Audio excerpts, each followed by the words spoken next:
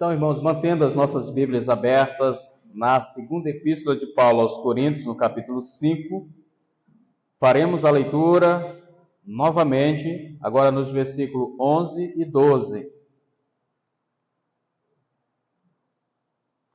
Vamos ler até o 13. O texto bíblico nos traz a seguinte informação. E assim, conhecendo o temor do Senhor, persuadimos os homens e somos cabalmente conhecidos por Deus. E espero que também a vossa consciência nos reconheça. Não nos recomendamos novamente a vós outros, pelo contrário, damos sempre ensejo de vos gloriardes por nossa causa, para que tenhais o que responder aos que se gloriarem na aparência e não no coração. Porque se enlouquecemos, é para Deus, e se conservamos o juízo, é para vós outros. Amém? Bom, vamos louvar a Deus, vamos adorar a Deus neste momento, orando ao Senhor. Amado Pai, nós rendemos toda a honra e toda a glória ao Senhor neste momento. Te louvamos, ó Pai, porque o Senhor é um Deus magnânimo, poderoso, bendito, misericordioso, porém também um Deus justo.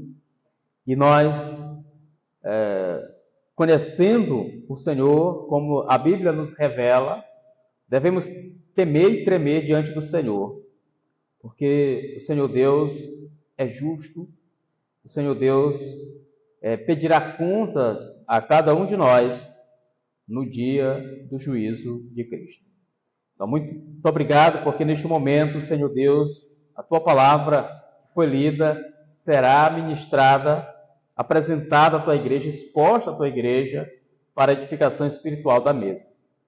E Teu Espírito Santo, Pai, possa convencer cada um dos irmãos, mediante esta palavra, da verdade do Evangelho. Muito obrigado por tudo, te agradeço em nome de Jesus. Amém. Irmãos, o apóstolo Paulo está neste capítulo, especialmente a partir do versículo que nós estamos tratando aqui, falando sobre o seu ministério.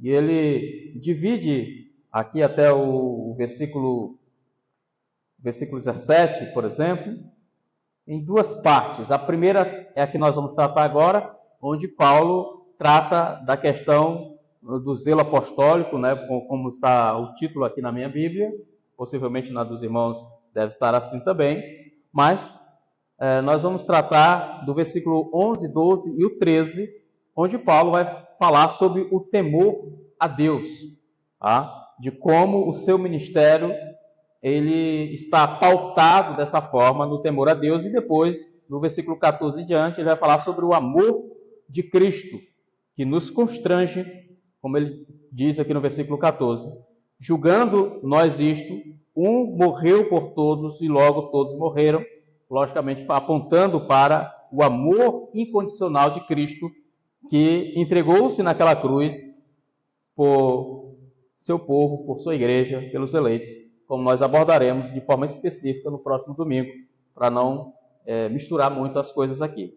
Então, hoje eu separei para os irmãos apenas esses três versículos, versículo 11, 12 e 13, para falar da questão do temor a Deus, de como este é um dos pilares aqui, onde Paulo sustenta esta argumentação.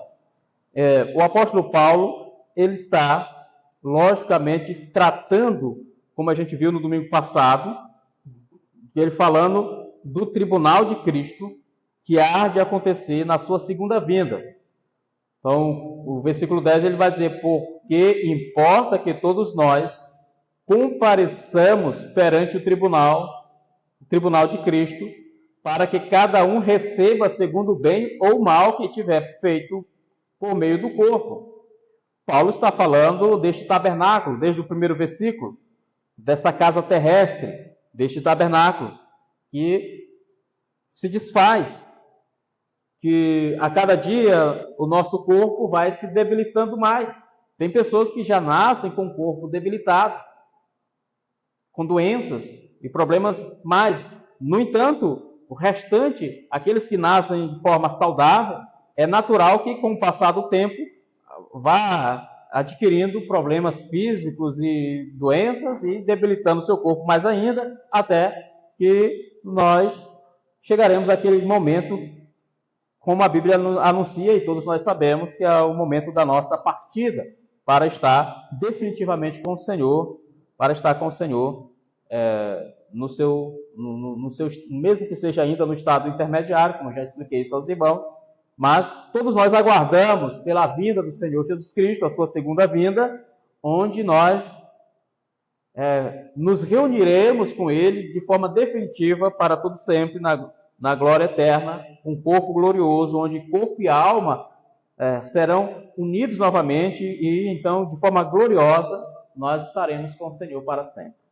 No entanto, os ímpios, eles também ressuscitarão para serem lançados no inferno, no lago de fogo, que está preparado para Satanás e seus anjos e também aos seus seguidores, os ímpios, aqueles que não se converterem. Então, este dia do juízo, que Paulo menciona aqui no versículo 10, porque importa que todos nós compareçamos perante o tribunal de Cristo, para que cada um receba segundo o bem ou mal que tiver feito por meio do corpo. Então, não se engane, tudo que nós fizermos aqui nessa terra, por mais que nós possamos fazer escondido dos demais, o pai não sabe, a mãe não sabe, a igreja não sabe, as pessoas não sabem, mas Deus sabe, e nada isso vai fugir da conta de Deus, e todos prestaremos contas ao Senhor naquele dia, até mesmo a igreja, nós, porque eu falei para os irmãos domingo passado a respeito dos galardões que estão reservados para aqueles que fizerem as boas obras. Então, por isso que ele fala, para que cada um receba segundo o bem ou o mal que tiver feito por meio do corpo. É certo que não há nenhuma condenação para aqueles que estão em Cristo Jesus. Aqueles que creram, como o versículo 17 nós veremos depois, não hoje, mas em mensagens futuras, o versículo 17, Paulo vai dizer, e assim se alguém está em Cristo, é nova criatura, e as coisas antigas já passaram, e eis que se fizeram novas. Da mesma forma, Paulo diz na carta aos Romanos, no capítulo 8, famoso texto de Paulo, que eu menciono sempre isso aqui para os irmãos, o capítulo 8, versículo 1 diz, agora, pois, já nenhuma condenação há para os que estão em Cristo Jesus. É certo que os eleitos de Deus, a igreja do Senhor, ela não será condenada. Nós já nos apresentaremos no dia do juízo, no dia do tribunal de Cristo, já com a certeza da nossa salvação. No entanto, seremos recompensados com aquilo que nós tivermos feito de bom. Lógico que todo bem que nós fizermos, toda boa dádiva que nós tivermos feito neste mundo, não veio de nós mesmos, mas veio do alto, como diz Tiago na sua carta. Toda dádiva, todo dom perfeito, tudo que é de boa procedência, procede de Deus. No entanto, tudo que é mal, tudo que é ruim, tudo que nós fizermos aqui, nós não deveremos, de forma nenhuma, jamais, transferir a culpa para outro. A culpa é nossa mesmo. Assim como Adão, lá no Éden, quando Deus chama Adão para ter uma conversa, e Adão, o que foi que fizeste, Adão? E Adão vai dizer, foi a mulher que me deste. Depois a mulher diz, não, foi a serpente que me enganou. E sempre um fica colocando a culpa no outro. Essa é uma tendência natural do ser humano. Por isso que nós temos hoje, no nosso país especialmente, aqueles que se declaram vítimas da sociedade. São pessoas que vivem na criminalidade, cometendo coisas horrendas, mas eles justificam tais práticas dizendo que são vítimas da sociedade porque não tiveram oportunidades ou coisas nesse sentido e por isso estão cometendo essas barbaridades. E na verdade não, irmãos, nós não devemos transmitir a ninguém a nossa culpa é nossa mesmo. Tudo que nós fizermos de errado, a culpa é nossa. No entanto, tudo que nós fizermos de bom, de amável, de agradável, de todas as boas obras que nós fizermos, nós só faremos porque Deus então preparou para que nós andássemos nelas. Eu falei disso domingo passado, na carta aos Efésios, quando Paulo escreveu no capítulo 2, E o versículo 8, no versículo 10, na verdade, mas Paulo começa no versículo 8 para entender o contexto. Paulo diz: porque pela graça sois salvos, mediante a fé, isso não vem de vós, é dom de Deus, não de obras, para que ninguém se glorie, pois somos feitura dele, criados em Cristo Jesus para boas obras. Fomos criados para as boas obras, veja, irmão, as quais Deus de antemão preparou para que andássemos nelas. As boas obras foram preparadas por Deus para que nós andássemos nelas. Não foi algo de nós mesmos, mas Deus fez isso para que nós pudéssemos andar assim. Então, com isso em mente, com a questão do tribunal de Cristo em mente, o apóstolo Paulo prossegue no versículo 11, dizendo: e assim, quando ele usa essa conjunção, e assim, lá em outras traduções vai dizer, e portanto. Então, ele está ligando o que vai dizer agora no versículo 11 com aquilo que ele disse no versículo 10. Ele ainda está falando dentro do contexto do tribunal de Cristo, desse dia do juízo que ainda está por vir.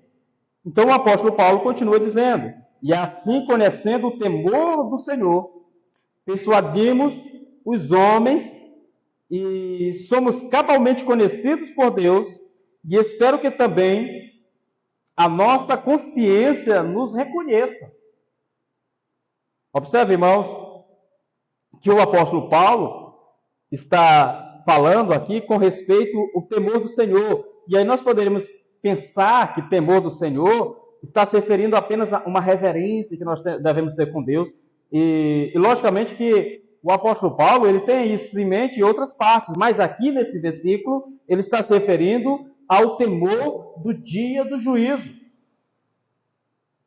Tá? É disso que ele está fazendo menção aqui, deste temor. É lógico que nós não teremos tempo de ver todos os textos, mas vamos ver alguns deles aqui rapidamente. Atos dos Apóstolos, capítulo 9, e o versículo 31.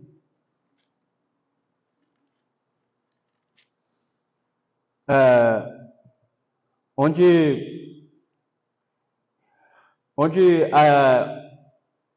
Lucas registra o seguinte: a igreja, na verdade, tinha paz por toda a Judéia, Galiléia e Samaria, edificando-se e caminhando no temor do Senhor e no conforto do Espírito Santo, crescia em número. Ou seja, a igreja em Jerusalém, a igreja em toda a Judéia, Galiléia e Samaria, estava usufruindo um grande momento de crescimento. Deus havia abençoado aquela igreja de tal modo, nós chamamos a igreja primitiva, que eles estavam vivendo, caminhando no temor do Senhor e no conforto do Espírito Santo, crescia em número. Isso não quer dizer que aquela igreja não enfrentou adversidades. Veja que pouco antes de Lucas registrar isso aqui, ele registra a conversão de Saulo. Saulo era perseguidor da igreja. A igreja não teve paz naqueles dias. A igreja estava vivendo sobre grande perseguição, liderada pelo apóstolo Paulo. Mas, mesmo assim, a igreja tinha paz. Houve um momento de tranquilidade por toda a Judéia. Depois que Paulo se converteu, Deus apaziguou a ira ali dos perseguidores da igreja e houve paz por toda a Judéia, Galiléia e Samaria.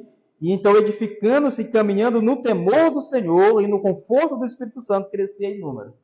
Então, Deus abençoando. Então, aquela igreja tinha um grande temor por Deus, porque eles sabiam que Jesus Cristo estava para voltar. Eles acreditavam até, inclusive, como a gente estudou isso na carta aos Tessalonicenses, como os Tessalonicenses tinham em mente que Jesus estava para vir. O apóstolo Paulo chegou a acreditar e até escrever que ele poderia estar vivo quando Cristo voltasse a segunda vez. Então havia essa expectativa da igreja pela volta iminente de Cristo naqueles dias.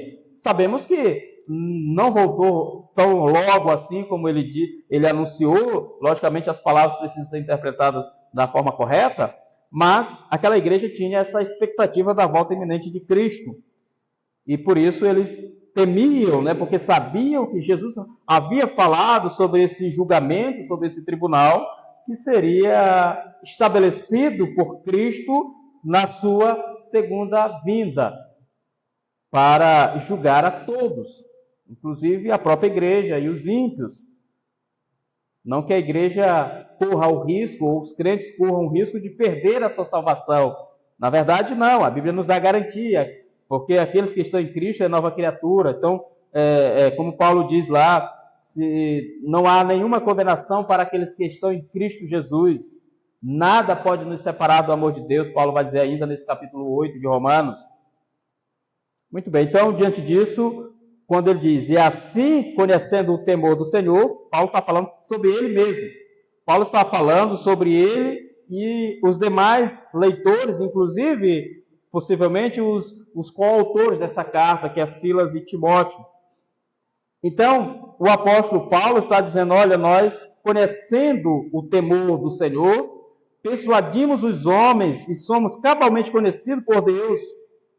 Ou seja, é porque nós conhecemos o temor do Senhor, é porque nós sabemos de que Deus é justo, de que Deus ele vai estabelecer o seu tribunal na sua segunda vinda e vai julgar todos aqueles que fizerem ou bem ou mal por meio do corpo enquanto estiver aqui nessa terra. É por isso que nós estamos aqui anunciando aos homens, persuadindo aos homens, como ele diz, persuadimos os homens e somos cabalmente conhecidos por Deus. Paulo está chamando a atenção para eles agora, não para se exaltar, mas para demonstrar a diferença entre ele, o apóstolo Paulo, e os demais que estavam perturbando a fé dos irmãos da igreja de Corinto, os falsos apóstolos, os falsos profetas, aqueles falsos mestres que estavam perturbando a fé dos irmãos na cidade de Corinto, e dizer, olha, esse Paulo aí, ele mente, esse Paulo é fraco, ele não tem presença de palco, né, como alguns possam dizer nos dias atuais, era mais ou menos essa ideia, ele não tem eloquência, ele não fala muito bem, ele é um homem que não cumpre as suas promessas. Era mais ou menos essas acusações que Paulo sofria por parte dos seus acusadores, dos falsos mestres daquele dia. Mas a resposta de Paulo, irmãos, contra essas acusações para os cristãos naquele dia, que está expresso neste versículo 11, é: tema a Deus e mantenha a consciência limpa. Essa é a ideia de Paulo aqui nesse versículo 11. Tema a Deus e mantenha a consciência limpa. Então vejamos que Paulo vai falar também na segunda carta a Timóteo, capítulo 1, segunda epístola de Paulo a Timóteo, no capítulo 1, versículo 3, Paulo diz o seguinte: dou graças a Deus a quem, desde os meus antepassados, sirvo com consciência pura, porque sem cessar me lembro de ti nas minhas orações noite e dia. Paulo está falando a Timóteo, é a sua última carta, é o último escrito de Paulo antes da sua morte, é uma carta de despedida, e ele começa rendendo graças, é uma ação de graças aqui a Deus, a quem desde os meus antepassados sirvo com consciência pura. E aí ele vai falar da consciência pura dele. Então, voltando ao texto de Coríntios, 2 Coríntios, ele está falando disso, no final do versículo 11. Espero que também a vossa consciência nos reconheça. Então, veja que o apóstolo Paulo, ele conhece o temor a Deus, ele sabe de como Deus vai julgar todos no dia do juízo de Cristo, e por isso ele está anunciando aos homens porque somos cabalmente conhecidos por Deus. Ele fala de como Deus o conhece. Nós sabemos de que maneira Deus conhece as pessoas no período bíblico. É conhecer de forma íntima, eletiva, salvífica, como nós já estudamos em diversas ocasiões aqui com os irmãos. Então, a lição do versículo 11 é para que as pessoas temam a Deus e mantenham a sua consciência limpa. Então, como é que nós vamos nos preparar para o dia do juízo? Seria uma pergunta respondida com essa questão que eu coloquei aqui agora. Como nós devemos nos preparar para o dia do juízo de Cristo, para quando Cristo voltar? Primeiro, temer a Deus e manter a consciência limpa. A consciência, nós já pregamos aqui em outra ocasião com os irmãos, nessa mesma carta, é o alerta da alma. A consciência é o alerta da alma. Paulo fala sobre isso aqui. E dessa maneira, irmãos, quando Paulo fala da consciência como o alerta da alma, os irmãos sabem, aí eu citei até o exemplo de um avião, de uma aeronave, quando ela está voando e que tem algum problema na aeronave, ela vai soar alarmes e a tripulação vai saber, ou pelo menos vai identificar alguns erros que está acontecendo com aquela aeronave, vão acionar as torres de comando e procurar procedimentos para poder livrar todas aquelas pessoas que estão ali a bordo. Porque assim a nossa consciência, irmão, quando há algo errado em nós, na nossa alma, nosso espírito, a nossa consciência nos acusa.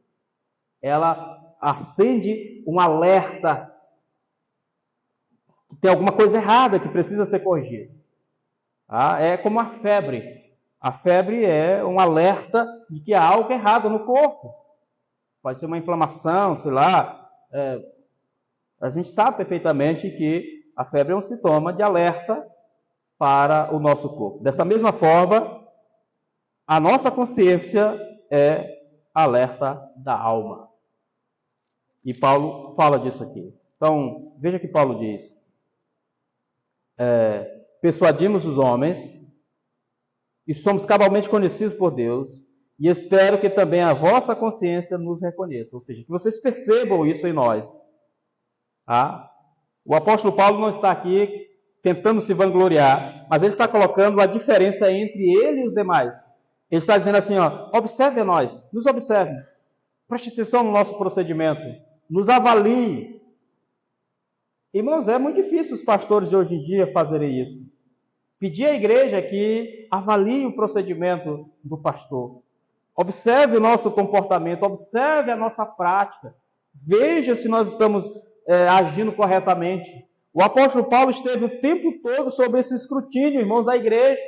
O apóstolo Paulo, quando pregou na cidade de Bereia, eu já expliquei isso aqui aos irmãos em diversas ocasiões, que quando Paulo esteve na cidade de Bereia, o texto lá de Atos dos Apóstolos vai dizer que os crentes de Bereia eram mais nobres do que os crentes de Tessalônica, porque quando Paulo pregava o evangelho e anunciando nas escrituras do Antigo Testamento sobre Cristo, o Messias, o Salvador, os crentes da cidade de Bereia, as pessoas que se converteram, eles iam examinar nas escrituras para ver se aquilo que Paulo estava pregando era de fato a verdade. Por isso, todo bom e verdadeiro pastor, ele não tem medo, irmão, de ser examinado pela igreja. Porque eu posso dizer aos irmãos aqui sem medo, irmãos, examine o que eu estou dizendo. Se estiver nas escrituras, os irmãos têm a obrigação de aceitar.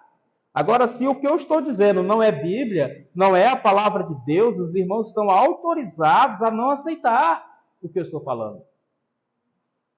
O problema de hoje é que os pastores, eles criaram uma espécie de blindagem que a igreja não pode questionar os ensinos do pastor. Não levanteis contra o ungido do Senhor. Eles usam esse texto fora de contexto para tentar justificar isso. Porque quando diz que não se levantar contra o ungido de Deus, que diz lá no livro de Atos dos Apóstolos, o ungido ali é Cristo, irmãos, e nunca um pastor. A palavra ungido nada mais é do que é uma palavra hebraica, de onde no Novo Testamento é traduzida como Cristo. Então, eu jamais, irmãos, como pastor, como pessoa, como crente, devo chegar e dizer à igreja, dizer, olha, irmãos, eu sou ungido do Senhor.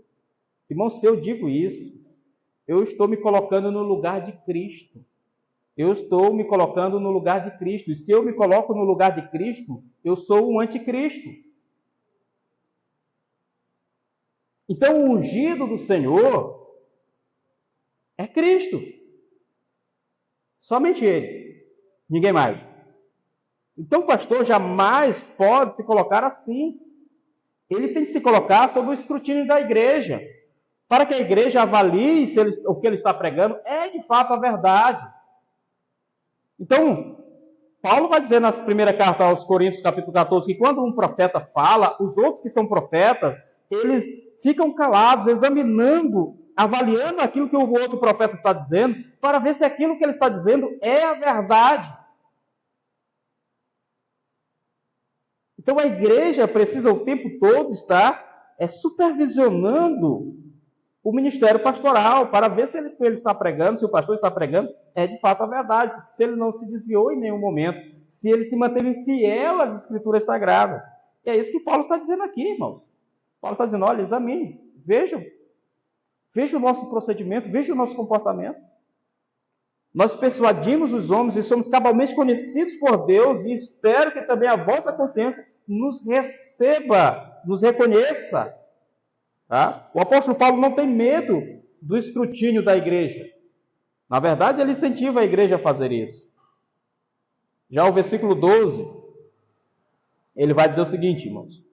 Não nos recomendamos novamente a vós outros. Pelo contrário, damos-vos ensejo de vos gloriardes por nossa causa, para que tenhais que responder aos que se gloriaram, os que se gloriam na aparência e não no coração.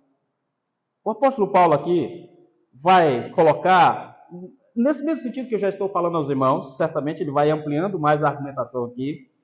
E então ele diz, olha, nós não estamos nos recomendando a nós mesmos, a vós outros. Vocês mesmos avaliem. No capítulo 2 dessa mesma carta, no versículo 17, Paulo diz o seguinte, porque nós não estamos, como tantos outros, mercadejando a palavra de Deus. Os irmãos sabem o que significa a palavra mercadejar, né? O verbo mercadejar é vender, negociar. Então o apóstolo Paulo está dizendo, olha, nós não estamos como os demais, vendendo, negociando a palavra de Deus.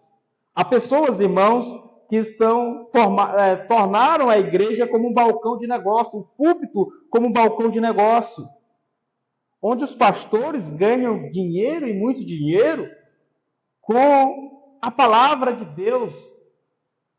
Daqui uns dias, recentemente, irmãos, nós vimos aí na internet igrejas conhecidas no Brasil que estão cobrando R$80 para batizar cristãos, as pessoas daquela igreja.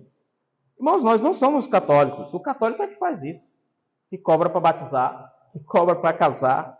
Então, há um tempo atrás, eu lembro aqui, nós fomos batizar um irmão, e aí no final, quando a gente vinha voltando, eu estava voltando do Rio, a mãe dele chegou até mim e disse, irmão, quanto foi? Quanto foi? Como é que é a história, irmão? Não, assim não. Então, nós não cobramos isso, irmãos, até porque o que a Bíblia nos diz é que se aquilo que nós recebemos de graça nós devemos dar. Então, nós não devemos cobrar para batizar ninguém, nós não devemos cobrar para casar ninguém, nós não devemos cobrar para aconselhar alguém, porque é isso que os psicólogos fazem, né, irmãos? Os psicólogos, nada mais... Qual é a função do psicólogo hoje? Eles, somente no meio da igreja, os psicólogos hoje, eles se dizem cristãos, muitos se dizem cristãos, e estão lá e começam a fazer terapias, e venha fazer terapia, e a pessoa vai lá e senta no divã, e aquela coisa toda, e vai fazer terapia, e no final você tem que pagar. Tem que pagar. Não é de graça, não. Os psicólogos são pagos. Tá? Então, o pastor, vamos imaginar a situação, porque, na verdade, a psicologia, Freud e todos os seus seguidores, a intenção dele, de Freud, inicialmente, foi substituir a pessoa do pastor, do religioso. Hoje em dia, as pessoas que assistem aí os filmes, as novelas, elas vão observar que as novelas antigas, os filmes antigos, as pessoas iam pedir conselho com o padre, com os pastores.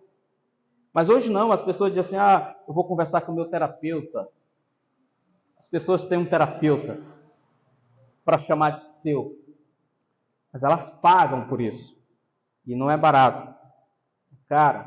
E no final, irmãos, o que eles fazem é somente dar conselhos. E conselhos errados, na maioria das vezes. Porque eles não têm o conhecimento do manual do fabricante. Porque a mente humana, o comportamento humano é regido, irmãos, pela palavra de Deus. É como se você compra um aparelho uma televisão, por exemplo, e quando você chega em casa, você precisa instalar, programar, e você vai olhar no manual dizendo como fazer. A mesma coisa, irmãos, como é que nós conhecemos o ser humano? Olhando o manual. Aqui, irmãos, está aqui o manual. Deus nos fez e deixou o manual para consulta. Os irmãos estão entendendo?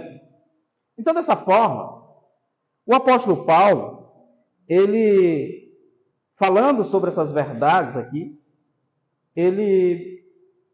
quando ele diz, não vos recomendamos novamente a vós outros, pelo contrário, damos ensejo e vos gloriardes por nossa causa, ou seja, nós damos a vocês a oportunidade de vocês se alegrarem conosco, de vocês se gloriarem em Cristo através de nós, ou por nós, para que tenhais o que responder, aos que se gloriam na aparência e não no coração.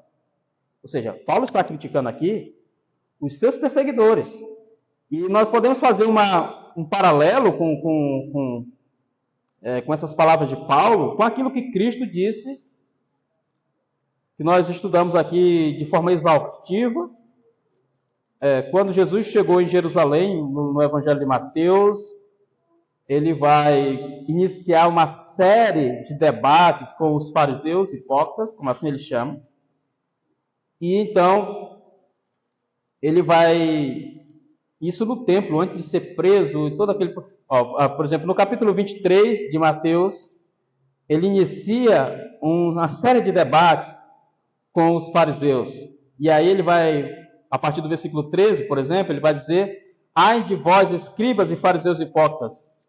E aí ele segue, irmãos, e repete várias vezes, no versículo 14, ai de vós, escribas e fariseus hipócritas, ai de vós, escribas e fariseus hipócritas, no versículo 15, no versículo 16, aí no versículo 17 ele vai dizer, insensatos e cegos, no versículo 19 ele vai chamar de cegos, e aí no versículo 23 ele vai dizer, ai de vós, escribas e fariseus hipócritas, porque dai o dízimo da hortelã, do endro e do comínio, e tendes negligenciados os preceitos mais importantes da lei, a justiça, a misericórdia e a fé.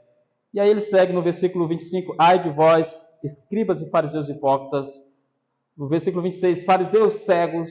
Versículo 27, ai de vós, escribas, fariseus hipócritas. E assim segue, irmãos. Versículo 29 também. Versículo 33, ele diz, serpente, raça de víboras, como escaparei da ira vindoura, da condenação do inferno? E assim Jesus faz uma dura repreensão para aqueles homens hipócritas. E é o mesmo que Paulo está dizendo aqui, irmãos, quando ele diz que essas pessoas, quando ele diz para que tenhais que responder aos que se gloriam na aparência e não no coração. Os acusadores de Paulo, eles estavam bastante preocupados, irmãos, inclusive eu até anotei aqui para não esquecer nenhuma delas. Os oponentes de Paulo, eles valorizavam as cartas de recomendações. Tá? No capítulo 3 e o versículo 1, ele vai dizer assim, começamos porventura outra vez a recomendar-nos a nós mesmos. Paulo falou sobre isso, né? Ou temos necessidade de alguns de cartas de recomendação para vós outros? Ou de vós? Ou seja, eu preciso de alguma carta para chegar a apresentar a vocês. Está aqui a minha carta de recomendação. Quem que vai me apresentar? Qual é a minha carta de recomendação? Aí ele vai dizer no versículo 2, vós sois a nossa carta escrita em nosso coração, conhecida e lida por todos os homens. Ou seja, vocês são a minha carta de recomendação. A igreja, as pessoas que se converteram ouvindo o evangelho através da pregação de Paulo, é a carta de recomendação. Mas os oponentes de Paulo diziam, olha, ele não tem uma carta de recomendação, nós temos uma. Certamente era falsa, porque eles eram falsos apóstolos, falsos profetas. Eles jamais seriam recomendados pela igreja de Jerusalém ou por qualquer outro apóstolo sério, porque eles eram falsos apóstolos. Mas eles traziam as cartas de recomendações. E eu lembro aos irmãos, alguns irmãos aqui lembram de um pastor que já falecido, quando nós chegávamos lá para conversar com ele, em uma determinada cidade, a primeira coisa que ele fazia era puxar do bolso e mostrar: olha, está aqui a minha carteira, eu sou pastor, filiado à Ordem dos Pastores Batistas do Brasil. Ele tinha orgulho em mostrar a carteira dele de pastor. Ele dava a carteirada dele toda vez que ele conversava com alguém, mostrando a carteira dele de pastor, da Ordem dos Pastores. Irmãos, isso para nós não serve de nada.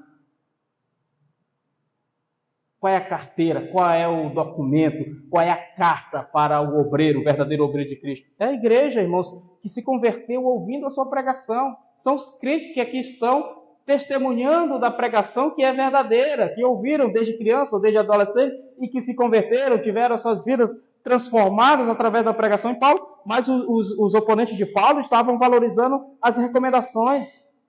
Ah, o irmão já foi ordenado ao ministério pastoral? Me perguntaram esses dias. Eu disse não. E não tem nenhum problema com isso. Por quê, irmãos?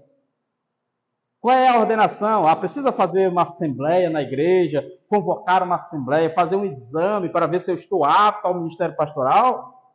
Sim, esse é o procedimento, as igrejas batistas fazem, a maioria das igrejas fazem isso, mas isso não quer dizer que por eu não ter passado por esse processo, eu não posso exercer o ministério pastoral, pregando a palavra, anunciando o evangelho aos irmãos. Então, os oponentes de Paulo estavam preocupados com essas cartas de recomendação. Nos dias atuais, nós poderíamos imaginar, você tem formação teológica, cadê o curso que você tem? Irmãos, um dos maiores pregadores da história da igreja, que é conhecido como o príncipe dos pregadores, nunca estudou em um seminário teológico, é Charles Spurgeon. O maior pregador do século passado, lá da Assembleia de Westminster, em Londres, o grande pregador chamado Martyn Lloyd-Jones, Dr. Martyn Lloyd-Jones, nunca fez um curso de teologia, irmãos. Mas foi o maior pregador, o maior escritor, certamente, do século passado. Um homem que a sua influência ainda é sentida nos dias de hoje e continuará pelo seu grande feito, pela sua grande obra, pelos escritos, pelos grandes sermões que pregou na capela de Westminster, em Londres. Eu sempre cito aqui aos irmãos o exemplo de John Bunyan, que foi um dos puritanos mais conhecidos, né? Escreveu o livro O Peregrino, de onde até fizeram filmes a partir desse romance O Peregrino. Aquele homem foi proibido de pregar porque ele não tinha nenhum ensino fundamental. Ele não tinha curso de teologia, ele não era ordenado pela igreja. E ele era proibido de pregar nas igrejas em Londres, porque ele não era formado, ele não tinha curso de teologia. No entanto, ele foi preso, passou mais de 10 anos preso. E durante o seu cárcere, a prisão dele lá, ele escreveu as suas grandes obras, inclusive O Peregrino. E ele saía para pregar à noite, os carcereiros abriam a cela e ele saía, pregava e depois ele retornava. Ele não fugia. Um juiz amigo que chegou a conversar com ele disse: olha, eu posso te liberar, mas para de pregar. Ele disse: não, então me deixe preso. Eu não vou parar de pregar. Irmãos, praticamente eu já sofri algumas acusações nesse sentido, porque ainda não fui ordenado e coisa nesse sentido. Irmãos, isso é balela, irmãos. Não estou dizendo que não é importante, mas isso não é o principal. Então, os acusadores de Paulo estavam preocupados com essas coisas externas. Eles estavam preocupados com as recomendações, com a eloquência. Paulo não era um grande e eloquente pregador, como diz aqui no capítulo 10, no capítulo 10, versículo 10. Eu já li isso com os irmãos. Vai dizer assim: as cartas, com efeito, dizem, são graves e fortes, ou seja, ele é poderoso nas palavras escritas, mas a presença dele pessoal dele é fraca e a palavra é desprezível, ou seja, ele não tem eloquência, não é um grande orador. A igreja precisa de mais do que isso. A igreja de Corinto o povo de Corinto estava acostumado a ouvir os grandes oradores gregos, fazia parte da Grécia. Eles estavam acostumados a ouvir os grandes oradores nos teatros de Corinto. Mas Paulo ele não usava de sabedoria humana, de eloquência humana. Ele dizia que isso não servia para nada. Ele só ensinava e pregava Cristo crucificado, e se resumia a sua pregação a isso, ao evangelho puro e simples. Então, a outra coisa que aqueles homens queriam, além de aparência, presença de palco, eloquência, era as recomendações. Ou então, se eles tinham nascido em uma herança judaica, se eles eram de nascimento, se eles eram de fato judeus. Então, eles valorizavam a questão do nascimento deles. Nós somos judeus. E esse Paulo é judeu de fato? Ou ele é apenas um prosélito do judaísmo? Isso tudo, irmãos, eles buscavam essas coisas. E aí, no capítulo 11, o versículo 22, é dito o seguinte, e eu já falei isso aqui aos irmãos várias vezes, Paulo diz, são hebreus, os acusadores de Paulo são hebreus, ou seja, são israelitas, né? Também eu, Paulo diz, eu também sou. São israelitas, também eu. São da descendência de Abraão, também eu. Eles estão achando que são de nobres de nascimento, eu também sou. Mas Paulo não levava isso em conta, irmãos. A outra coisa que eles tinham em grande apreço era a questão das visões e das revelações. No capítulo 12 dessa carta, e o versículo 1, é dito o seguinte, se é necessário que me glorie, ainda que não convém, passarei as visões e revelações do Senhor. Ou seja, eles se vangloriavam de receber grandes revelações. Isso os acusadores de Paulo. Olha, Deus falou conosco. Deus falou comigo em sonho. Deus se revelou. O anjo do Senhor está passeando aqui agora. Os irmãos já devem ter escutado isso várias vezes, né? Então, os acusadores de Paulo estavam se vangloriando porque eles tinham as visões e as revelações. Mas o apóstolo Paulo, irmãos, teve visões inefáveis. Ele vai dizer assim, conheço um homem, no versículo 2, conheço um homem em Cristo que há 14 anos foi arrebatado até o terceiro céu. E no corpo, se no corpo ou fora do corpo, não sei, Deus o sabe. E sei que tal homem, se no corpo ou fora do corpo, não sei, Deus o sabe, foi arrebatado ao paraíso e ouviu palavras inefáveis, às quais não é lícito ao homem referir-se. De tal coisa me gloriarei, mas, porém, de mim mesmo, salvo nas minhas fraquezas. Pois se eu vier a gloriar-me, não serei nécio, porque direi a verdade, mas abstenho-me para que ninguém se preocupe comigo mais do que em mim vê ou em mim ouve. O apóstolo Paulo foi arrebatado. Ele está dizendo aqui, é um homem, mas ele está se referindo a ele mesmo. Mas ele não levou isso para a igreja como algo que trouxesse a ele identidade ou que trouxesse a ele respaldo. Não, o apóstolo Paulo nem coloca isso em conta. E, na verdade, o versículo 7, Paulo vai dizer, e para que não me ensoberbecesse com as grandezas das revelações, foi-me posto um espinho na carne, mensageiro de Satanás para me esbofetear, a fim de que eu não me exalte. Então, se alguém tem revelações, e naquele período era lícito, era próprio as revelações, porque o Novo Testamento estava sendo concluído, a Bíblia estava sendo escrita, então era necessário as revelações. No entanto, irmãos, nos dias atuais, nós não temos mais isso. Deus não fala mais por esse expediente. Deus fala hoje através da sua palavra. E Paulo vai dizer a carta aos Gálatas, capítulo 1, versículo 8, que se nós mesmos, ou um anjo do céu, vos prega o evangelho, que vai além do que vos temos pregado, seja maldito, seja anátema, seja maldito. E ele repete isso para dar ênfase no versículo seguinte. Então, Deus não fala mais hoje através de visões e revelações. Se alguém chegar até o irmão e disser assim, olha, Deus me falou algo, Deus me revelou algo sobre o irmão, você diga, onde é que está, meu irmão? Me mostra aí, qual é o livro da Bíblia? Ele vai dizer, não, irmão, mas não está aí na Bíblia. Se não estiver aqui na Bíblia, irmãos, pode declarar sem medo. Não é de Deus, é do diabo. Não procede de Deus. Se não tiver nas Escrituras, não foi Deus que falou. Quem gosta dessas revelações são os pentecostais, os católicos. Os católicos sempre tiveram essas revelações. A aparição de Fátima em Portugal, né, os pastores que viram e receberam as visões. No movimento pentecostal, a mesma coisa. Eles se equiparam ao catolicismo nesse ponto. No entanto, meus irmãos, os opositores de Paulo estavam se vangloriando das suas visões e revelações. Mas o apóstolo Paulo, mais do que ninguém, foi o que melhor recebeu, porque a maior parte do Novo Testamento foi escrito por Paulo, que recebeu de Deus essas revelações. Ninguém mais do que Paulo podia se gloriar nas revelações divinas. Mas ele não faz isso. Tá? Porque... E a outra coisa que eles se vangloriavam, os falsos apóstolos na época de Paulo, era sobre as realizações de milagres. Olha, está vendo esse Paulo? Ele não faz mais milagre. No começo até ele fazia, mas agora não fez mais.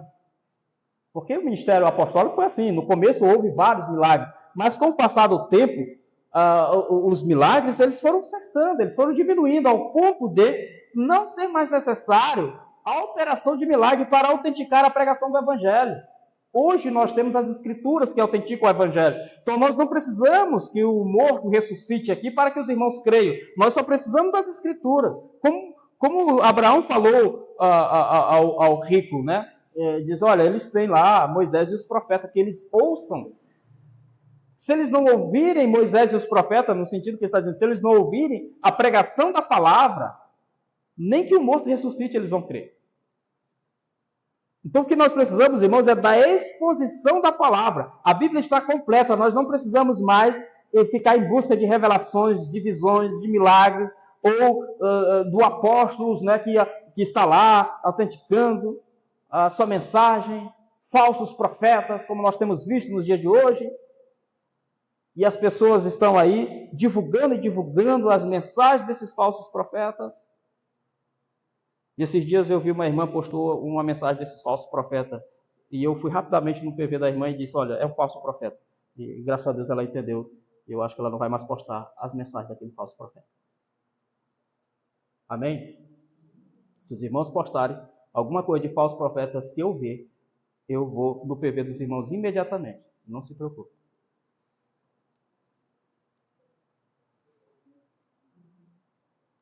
Porque é a minha obrigação como pastor zelar pelos irmãos.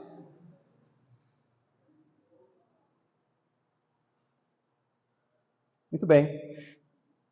Então, para finalizar, eles se gloriavam em possuir essas coisas externas e zombavam de Paulo porque não as possuía. Seus objetivos eram gloriar-se a respeito da aparência, das habilidades, da linguagem, mas eles não viam que a verdadeira religião, eles não sabiam e não praticavam a verdadeira religião. No entanto, é isso que Paulo está dizendo aqui na segunda carta aos Coríntios, no capítulo 5, voltando ao nosso texto, só para finalizar. O apóstolo está dizendo, não nos recomendamos novamente a vós outros, pelo contrário, damos-vos ensejo de vos gloriardes por nossa causa, para que tenhais que responder aos que se gloriam na aparência e não no coração. Ou seja, eles estavam querendo se gloriar na aparência, nas vestimentas, no terno e na gravata, nas vestes clericais, como a gente vê hoje, né? Por que a pessoa tem que estar de batina, com as vestes clericais, para ser diferente dos outros? Irmãos, Cristo se vestia igual às outras pessoas. Ele não se vestia com uma roupa especial. Ele se vestia como os demais.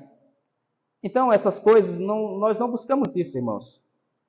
Então, o apóstolo Paulo, quando ele diz que eles estavam se gloriando apenas nas coisas externas, na aparência, e não no coração, de fato, como nós veremos aqui, eu peço aos irmãos rapidamente para olhar a carta aos Hebreus, no capítulo 4, versículo 13.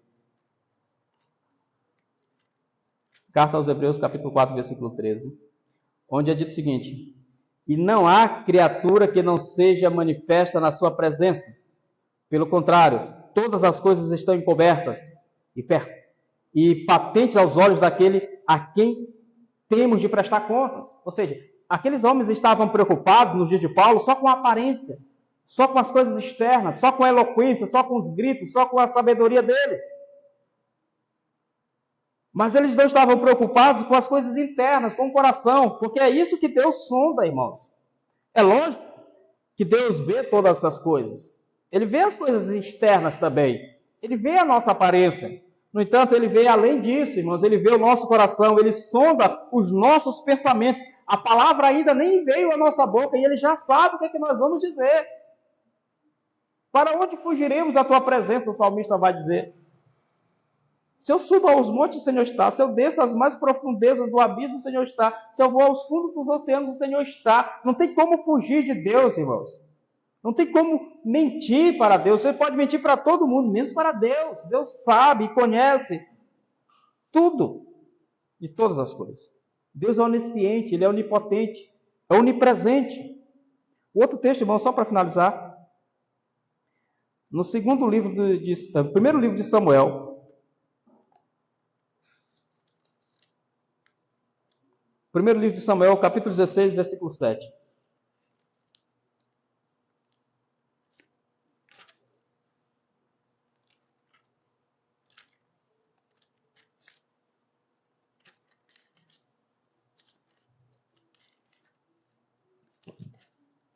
É dito o seguinte: porém o Senhor disse a Samuel: não atentes para a sua aparência, nem para a sua altura, porque o rejeitei. Porque o Senhor não vê como vê os homens. O homem vê o exterior, porém Deus o coração. Amém? Deus vê o coração. Não adianta mentir para Deus. Não adianta se esconder das pessoas. Não adianta fazer escondido. Deus sabe. Deus vê tudo e sabe tudo. E no final, entendam isso, nós nos apresentaremos diante do tribunal de Cristo e nós vamos prestar contas ao Senhor de tudo que nós falamos, pensamos, agimos ou deixamos de agir. Nós prestaremos conta de tudo. Porque, como eu falei no domingo passado, na lei do nosso país, aqui no Brasil, planejar um crime não é crime. Você pensar em fazer algo, você não pode ser julgado num tribunal se você pensou em fazer algo, mas não fez. Por isso, você só pode ser julgado por algo que você fez, de fato. No entanto, no tribunal de Cristo, nós prestaremos contas até dos nossos pensamentos. Até se nós pensamos. Vê que Jesus dá o significado exato da lei de Deus. Quando ele diz, quando você veja o mandamento, não matarás. Jesus disse, mas eu vos digo, aquele que se irá contra seu irmão, já quebrou o mandamento. Você não precisa tirar a vida de uma pessoa. Basta você desejar fazer isso. Então você já quebrou a lei de Deus. Vê que Jesus fala sobre o adultério? Jesus diz, olha, vê o que diz a lei, não adulterarás. Mas eu vos digo que aquele que olhar com um olhar impuro para a mulher e desejar no seu coração, então já adulterou com ela. Nem precisou falar com ela. Então nós prestaremos conta, irmãos, de tudo isso. Por isso é que nós devemos temer a Deus. Temer e saber que o Senhor está sondando e vendo tudo que nós fazemos e no final nós prestaremos conta de tudo que fizemos ao Senhor no dia do juízo, onde Cristo voltará como juiz. Porque aproveite esse momento, porque Ele está como nosso advogado. Ele está intercedendo por nós. Ele veio para nos reconciliar com Deus. Mas quando Ele voltar, não haverá mais chance de reconciliação. Quando Ele voltar, Ele não volta como advogado, Ele não vem mais como intercessor, Ele vem como juiz para julgar todos. Então o momento é esse, irmãos. Arrependa-se agora, não deixe para depois. Creia no Senhor Jesus Cristo, tenha os seus pecados perdoados, para que estejamos todos nós naquele dia, não para sermos punidos, mas para receber os galardões que o Senhor Deus tem preparado para nós. Para que pudéssemos, nas boas obras que Ele preparou, para que nós pudéssemos andar nelas. Amém, irmãos? Que Deus em Cristo possa abençoar os irmãos. E eu separei aqui, lógico, eu já fiz várias aplicações, mas eu separei algumas para os irmãos fixem bem a sua mente. A primeira eu já até falei, diz assim, o versículo 11 diz, tema a Deus e mantenha a consciência limpa. Isso é a maneira de nos preparar para o dia do juízo. Tema a Deus e mantenha a sua consciência limpa. Segundo, não dependa dos elogios dos homens. Não dependa dos elogios dos homens, mas seja um exemplo para os homens. Seja um exemplo para eles, assim como Paulo foi. Então nós não precisamos de elogios. Eu já disse aos irmãos, nós não precisamos de autoestima. Nós precisamos de estima do alto. Nós precisamos do olhar misericordioso e gracioso da parte de Deus. Então não dependa dos elogios dos homens, mas devemos ser um exemplo para eles. O terceiro e último, não se desencoraje com as críticas dos homens, mas viva para a glória de Deus. Amém, irmãos? Deus em Cristo abençoe a cada um dos irmãos com esta palavra santa e bendita e maravilhosa. Vamos orar ao Senhor. Pai, muito obrigado porque neste momento nós podemos pregar a Tua santa palavra. Podemos expor, Senhor Deus, esses versículos, extrair destes versículos grandes lições para a nossa vida. E assim o Senhor Deus possa nos conceder graça, sabedoria e misericórdia. Que Teu Espírito Santo nos ensine sempre, ó Pai, a viver segundo a Tua palavra, no nome de Jesus. Amém.